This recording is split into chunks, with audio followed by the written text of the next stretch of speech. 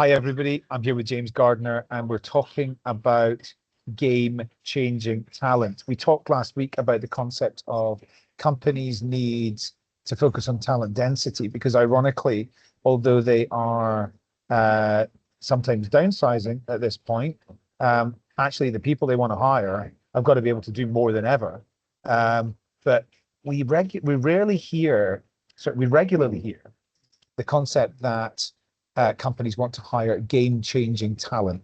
I'm not entirely sure what that means, but luckily James is here to tell us what it means or what it should mean. Tell us all about it. Well, I think that's the key point. If we go back to what you first mentioned, doing more with less, our discussions around talent density, this then leads us on to the ideal of organizations continually requesting the talent functions to hire game-changing talent. But I think, the phrases that come out is, we want the top 1%. We want bar raisers. We want A players. But there's a really, what I'd call, uncomfortable truth to that. And so many organizations that I've worked with don't actually understand what that means. They don't know what they're asking. They're just it's this phrase that's trotted out. And when that phrase is trotted out, what most organizations then do is, because they don't have clarity, is they have a knee-jerk reaction. They do something which is predictable and gives them comfort. And that is to hire people with impressive CVs. But without understanding the problem, do you actually need to hire someone who actually has what is seen to be an impressive CV? Because impressive CVs don't always manifest itself in an impressive person. And it really focuses on the ideal that talent is universal, that if you're fantastic in one company, you're going to be fantastic in another company. And it's just not how performance and capability works. For example, people in kind of very structured, well-resourced organizations, such as large enterprise, et cetera, often really struggle in the ambiguous and chaotic environments of a tech scale-up. People who thrive in scale-ups often find large organizations so painfully and frustratingly slow.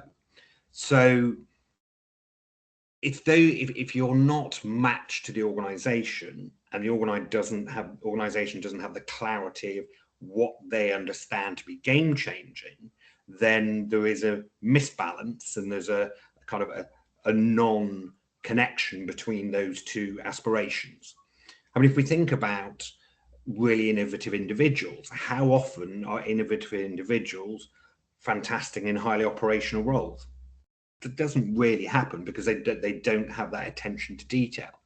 So when an organization is saying, we want game changers, the first question should be, game changing for what problem? What does game changing actually mean? They need that. Well, without that clarity, that phrase is absolutely meaningless. It really is. So we've talked about how organizations revert to pedigree, hire from famous companies, impressive titles, because that actually provides them comfort. They say this evidence says that this guy is great. But often where you've worked doesn't mean you've been a game changer. It means you've been in the proximity of an organization that's been successful. But that doesn't mean it's your personal reputation. It means it's your organizational reputation. And what we're trying to create when we're looking for game changing is leverage. And that simply isn't leverage. So how do we then recognize what we might call truly exceptional individuals? And it's all contextual, completely contextual. As I said, in one organization, they can be fantastic. In another organization, maybe they're not. Maybe they're actually a lag on the organization. So what we need to understand is game-changing individuals don't just execute. They innovate. They move the needle. So what do? Do they unlock new revenue streams? Do they accelerate innovation? Do they build absolutely exceptional teams that constantly outperform others? In the main, what they actually do is all of those, but they actually simplify complexity that others can't see. So what they're doing, and this reverts back to our conversation around kind of looking at talent as an operating system as opposed to a service. So what they actually do is they reshape the system. And once you're reshaping the system, that means it's game changing. And then have you got any thoughts? I don't want this to be a monologue, Adam. So Well, look, yes, I have. And what you're reminding me of is, and unfortunately, this is going to be quite brutal. There's going to be people who watch this and go, "Oh, that's what I've done." I see quite regularly people don't understand that a lot of the success that they're generating is because of the organization they work for. And what they don't realize is that when they no longer have PwC on their business card, right, the door doesn't open as easily. People aren't coming to them with opportunity.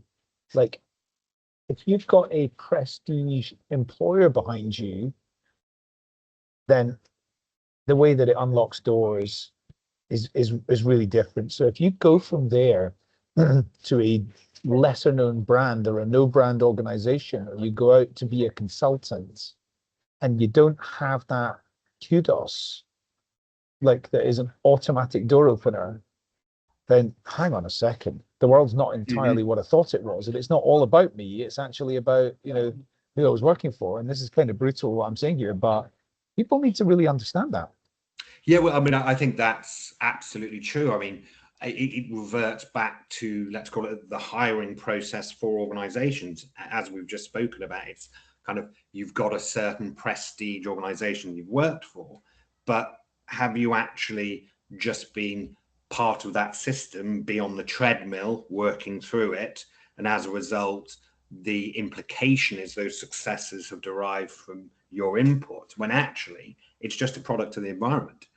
And I mean, it's never clearer when we see individuals who move from kind of, from a tech perspective, the Googles, the Amazons, the Metas, and move into maybe a far less kind of prestige organization where the resources, the structure are not so obvious, that they have to actually rely on themselves to drive that forward.